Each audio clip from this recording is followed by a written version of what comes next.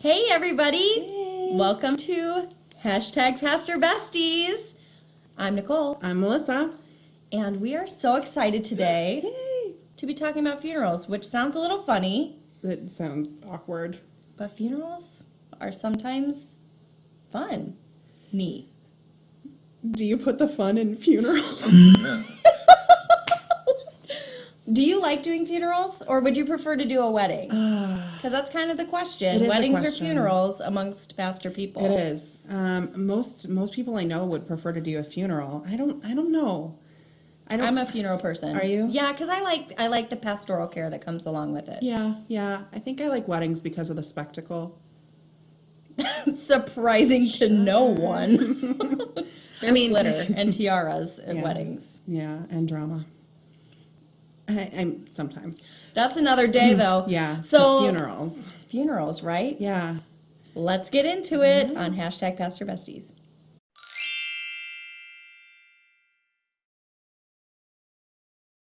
So funerals. How many funerals do you think you've done?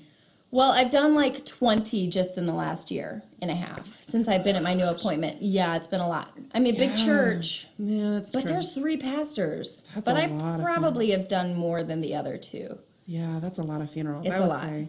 I think I've probably done maybe 40, maybe Total? more. I've probably done that many too, but because of my last appointment, I did the weddings. The other Yeah. pastor did the funerals. That was So the same seas. Yeah, funerals. Do you want to hear a fun, crazy funeral story? yes, I do. One of my craziest funeral stories is a funeral that I did that I talked to the daughter of the woman who died. Like you do. Yeah. Okay. We weren't able to meet face to face, which I don't like doing. I No, like that's to do hard. face to face because you want to tell stories. Yeah. So I was hearing about her mother, and her mother apparently discovered the name for God.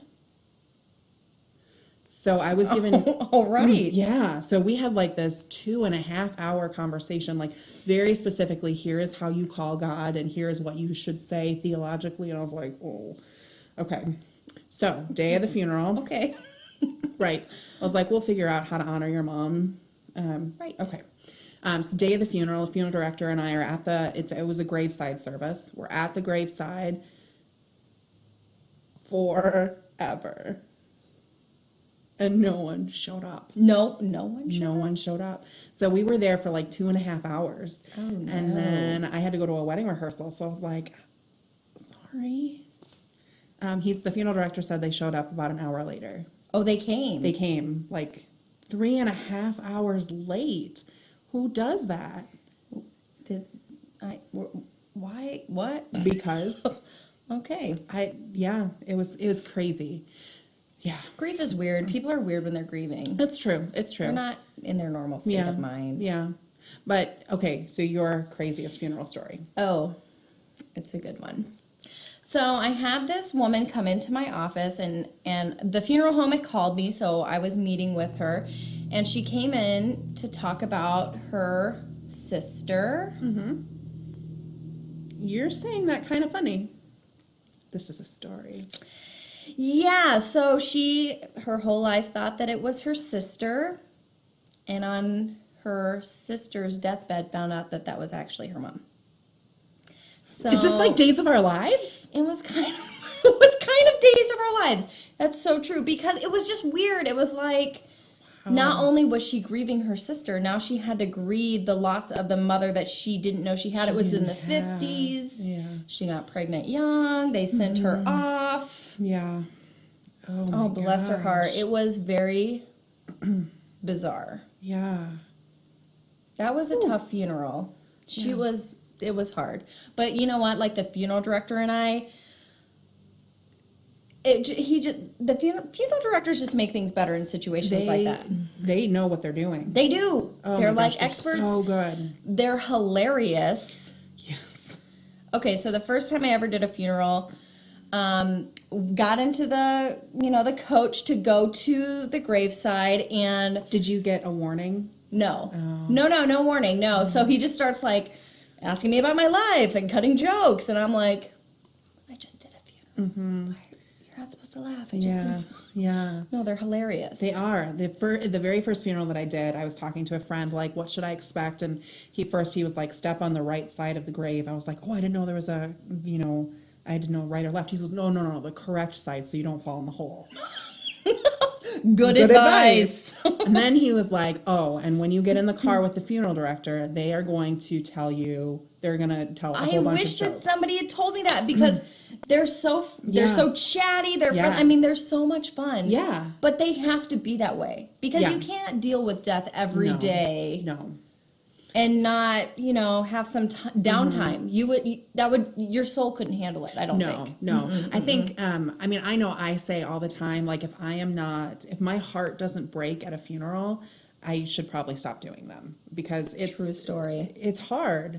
And I did a funeral for a young teenager, and the funeral director had said that maybe he shouldn't do this anymore because it was too hard, and these things shouldn't happen. And I was like, no, they shouldn't. And if you feel like they should, or you feel like this is okay, then maybe it is time to be done. But if your heart breaks over and over, like, you have to find that release somehow. So if it's talking about the cubs in the coach on the way to the graveside, or if it's Buying your pastor ribs. I love that story so much. I know. Okay, so I was on the way back from the graveside to the church because we were having a luncheon, and the funeral director I was working with, his name is PJ, and he was like, hey, have you ever been to Gilly's Barbecue? And I'm like, no. And he's like, we're going. And I'm like, no, that's okay. There's lunch at the church. They're going to sponsor us now too. Oh, hey, Gillies. Hey. And so he was like, no, we have to go. So we go and we pull in, and I just order like a pulled pork sandwich because it's small and cheap, and I didn't want to like put the funeral director out. He's like, oh no, give her a rack of ribs with that. She needs some ribs. So he bought me some ribs and a pulled pork sandwich. That's fantastic. And then maybe 3 months later, I was at the funeral home doing a funeral for them, and he was like, oh, I got something for you, just hang on. And he brings me another rack of ribs, like wrapped in foil. It would just be a blessing if I could give you these ribs. Bless away, PJ, because they were delish. That's fantastic. I love that. But after a funeral, like, the funeral lunches are pretty amazing. I mean, always. Let's be real. Church women can cook. They can. And for a crowd, they just know. They do. And they have their funeral dishes. Yes. Like, I have people who call it the funeral rice pudding or the funeral potatoes. Cheesy potato casserole at funerals. Mm-hmm. So that's good year round. Desserts.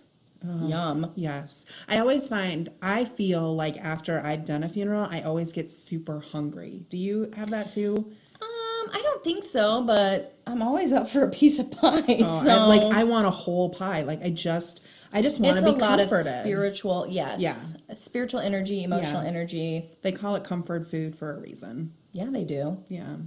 That's why we do it, though. Funeral lunches, because to gather together and be comforted together by food, it's a real thing. It is. So besides the hard part of doing a funeral, because like your heart breaks, you grieve along with, when you do a funeral, is there a time when you're like, I don't think you should say that? Or have you heard things that people are like, don't say that ever again, please? I think as pastors, we're probably hypercritical of other pastors when we go to funerals.